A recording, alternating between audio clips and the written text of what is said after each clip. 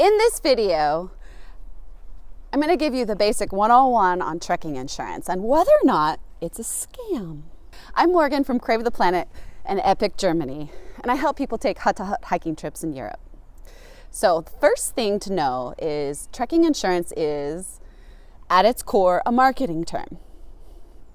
The real thing you need to worry about when you're taking a trip and you want to protect yourself is travel insurance and rescue insurance.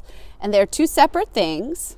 They're often done by the same company, but they are two completely separate types of insurance and they don't overlap. Travel insurance is to protect your wallet. It's to protect the money that you've spent and whether or not there are any problems like a sprained ankle or a missed flight, and if you can get reimbursed for that. The more important thing on a trekking or hiking holiday is rescue insurance. And rescue insurance is to protect your body. Stick around to the end and I will let you know what my favorite companies are, based on reputation in Europe specifically. And I'll also link it down in the bio in case you want to read more about it. Rescue insurance. There are so many different kinds and so many different situations that it's a very good idea to go with a company where you can get on the phone and have them explain exactly what it is and what it isn't of what they cover. And the cheaper is not necessarily the better, but you also don't need to spend a fortune on this. So, first thing is where you're from determines the companies that are best for you. So, I'm living in Germany, so my situation's different. If you're coming from the United States or Canada, the companies have to be based or have policies from that area. So that's the first thing to think about. The second thing to think about is, do you need the option for your body to be repatriated to your home country? That's a very sad thing to think about, but it is a reality, a very small one. And the reason why it's important is because it's rarely covered and it is extremely expensive. It's also very, very expensive to get a medical flight if you are in Austria and you really you're not stable enough.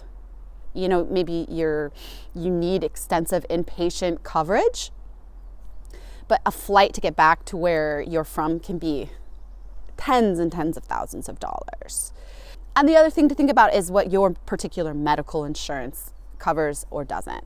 Do you have to be seen in network, or you're on the hook, or do you have insurance that's more globally based? And to be honest, if you're coming from the States, you might be pleasantly surprised how inexpensive medical care can be in Europe. So it might be in your interest not to have that kind of coverage.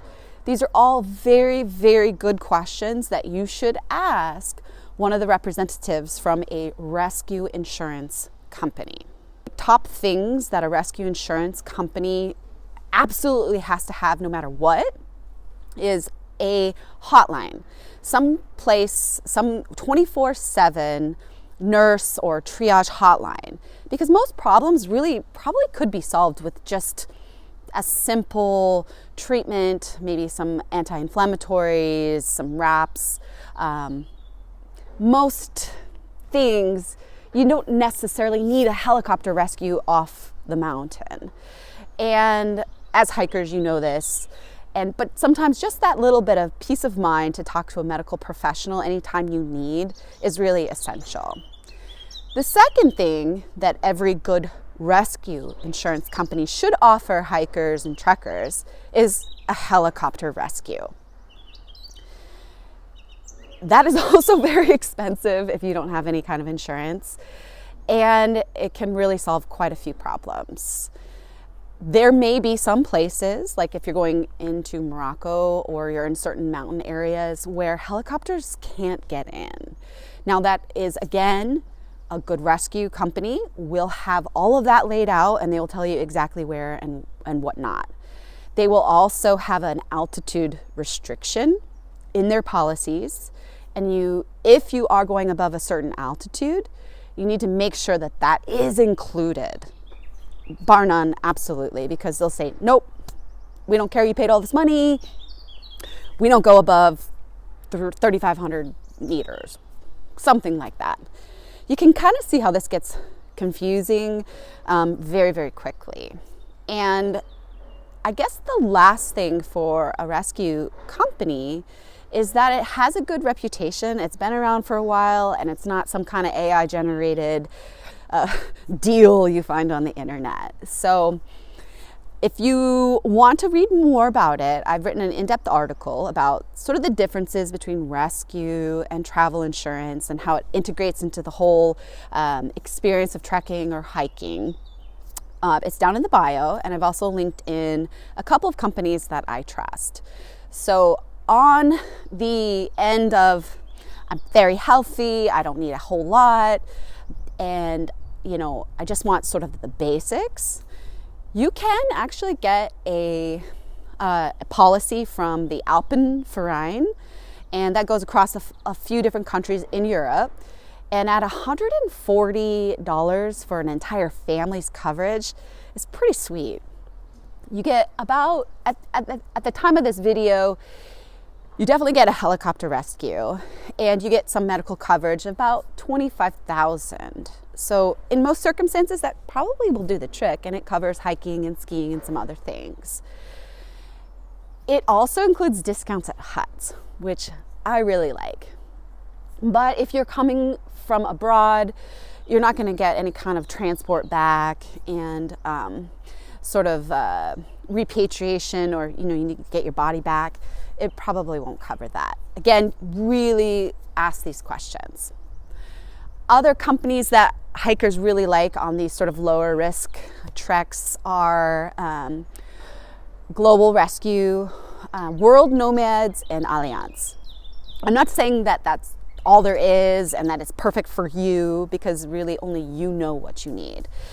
But the reason why I like Global Rescue for people coming from North America, specifically the United States, is that one, you can get on the phone. They're based in New Hampshire. They are explorers, and they're not just a company that does insurance. They walk the walk. They have varying levels, and they cover the entire world, and they do offer sort of the higher altitude kinds of things, the repatriation, and they have a very good staffed hotline where it's 24/7. You can call them. They have like databases of all the clinics and hospitals and paramedics and kind of all that. I think at a base level, every rescue company should do this, and maybe they do. I just happen to know Global Rescue. So I hope this answers your questions about trekking insurance and if it's a scam or not. It is and it isn't, because it's not really a thing, trekking insurance. It's more, again, fundamentally, there's travel insurance and there is rescue insurance. And depending on your situation, where you're going, what trail you're going to tackle, that really determines what it is that you should probably get. I appreciate you watching, and hopefully you can enjoy your next hike and feel safe and secure with just a little bit of coverage. And I appreciate you watching. Thanks. Bye.